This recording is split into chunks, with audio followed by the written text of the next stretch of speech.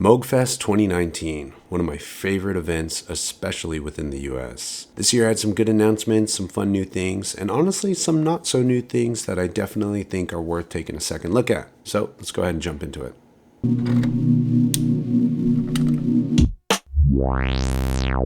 Yo, what's good? So before we jump into things, in case you're wondering on how to support the channel, I don't do Patreon or anything like that, but what I do is I sell hats. So in case you're interested, I got this one and then a couple other styles up on the link down below, or you could just check this link out right here. And yeah, appreciate the support. All right, with that annoying part out of the way, I think the first thing we should discuss is the Squid by Pioneer. So while I say it's by Pioneer, it's the first product from them that doesn't actually have the Pioneer DJ name on it. Weird, right? I wonder if this is to slowly step away from the DJ name or kind of separate the sector that Tinez, I'm guessing, is their producer brand or something like that. Personally, I think it's a smart move. The Squid, in case you're not familiar, is a 16-track sequencer, 8 notes of polyphony per track. Each track has 64 patterns with a ton of pattern directions and options, unquantized recording, assignable MIDI CCs on the unit, super unique performance things like note repeats, groove bends, and speed modulation for strange swings and whatnot. But after using it for a while, it felt a little unfinished in terms of what a sequencer should be, for me at least. What I mean by that is the workflow felt a tiny bit clunky. For example, if I wanted to just delete the pattern of a track, I would have to hit track, select the track, hit pattern, hold copy and paste, which is the delete, and then select the pattern. Where I think it should work, or at least I think it would be beneficial if you were already on that track, or if you're looking at the tracks, you can just say copy paste, which is delete, and just select what track you want to delete, and we'll just delete that current pattern. Because I tried that, and it didn't seem like it made any changes, so maybe that could be a firmware thing or something like that. I mean, it's a really small complaint, but when you're trying to perform, and you want to do some cool stuff, I think it would be beneficial to have a quick way to do that. Also, another big downer is song mode. There is none. I will give it to them for adding pattern sets, because otherwise trying to advance through a song would be nearly impossible, and a simple fix for not having a song mode would be the ability to apply the count knob to the pattern sets and allow the pattern sets to be chained. Okay, so by now you're probably wondering, why is this even on the list? All I've done is said, here's this thing, here's everything that's wrong with it. Because the reason I put this on the list is honestly because it's fun as hell to use, and I see a lot of potential in this thing. The price point ain't too bad, and it's just really, really fun. The pattern directions allow for such unique musical happy accidents to happen. Add that to the groove bend, which by the way can have its own automation recorded per pattern, and then add the speed modulation, which acts like an LFO to the speed, but for that track only, and kind of keeps it in time somehow. I don't really know how it works, but it's really, really cool. My favorite thing that I was doing was assigning a new track to something. Let's say I wanted to make a bass line, and then just hitting random on the gates, random on the pitch.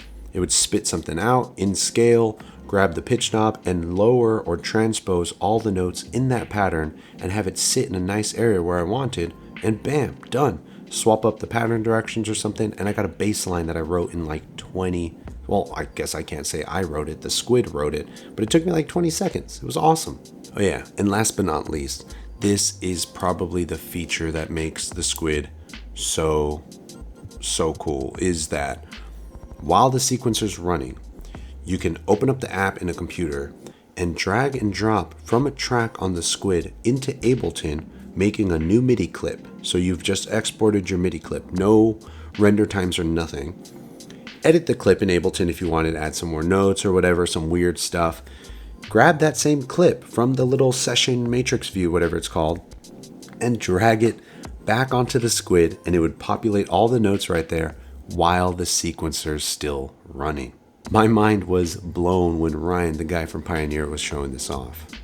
So my final thought on the Squid is that it kind of falls in a weird middle ground of performance and studio vibe of things, but I think this can easily be fixed with a firmware update or something like that. So hopefully we can keep our fingers crossed.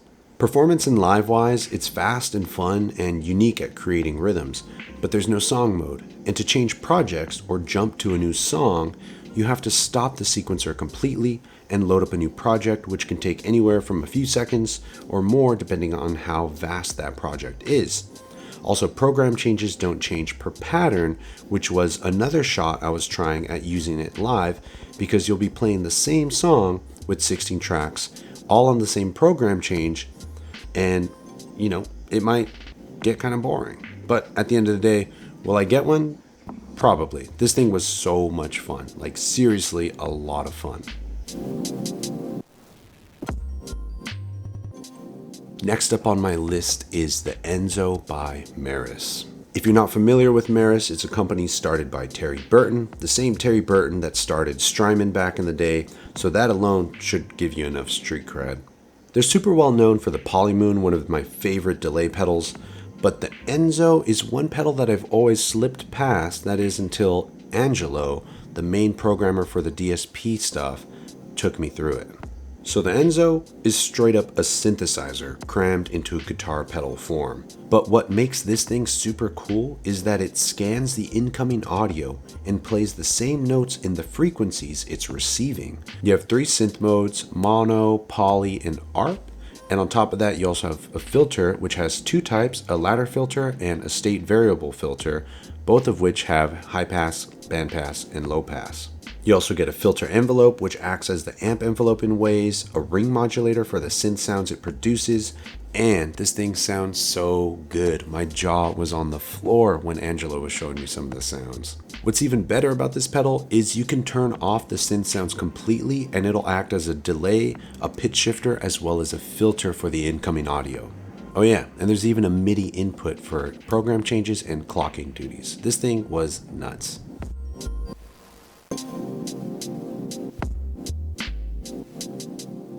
For my final pick, this is something that's pretty much impossible to not smile while playing. It's the Landscape HCTT, better known as the Human Controlled Tape Transport 2.0, but it ain't in the name.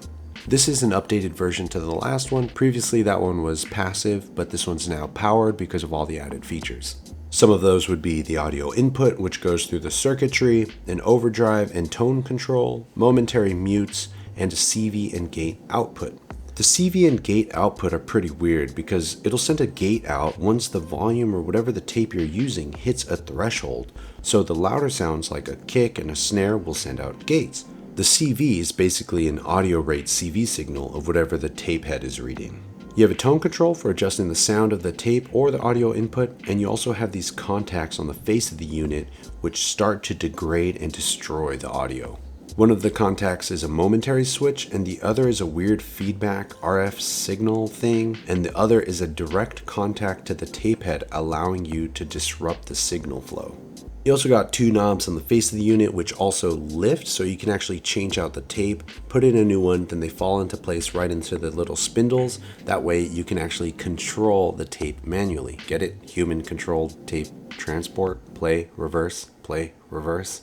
This thing was just all around fun and hilarious to use at times. The way I'd use it is probably record some drum loops or something like that to tape, throw it into here, and just use it manually to kind of create a new swing or a new rhythm, recording that into a sampler and just taking a small snippet, generating a new rhythm. I kind of do that with the SP404 already, but it would be nice to have a little bit more control over it.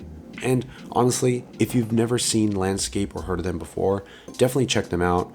Really cool company, really cool people there, and they also make a lot of really unique ways of making new sounds that you can apply to your music, making it more uniquely yours. Well, that's it for me, Moogfest 2019. Again, I had a blast this year, got to play a couple live shows, and I actually took the rig I used for the live shows and did a video for Guitar Center, which I have a link down below.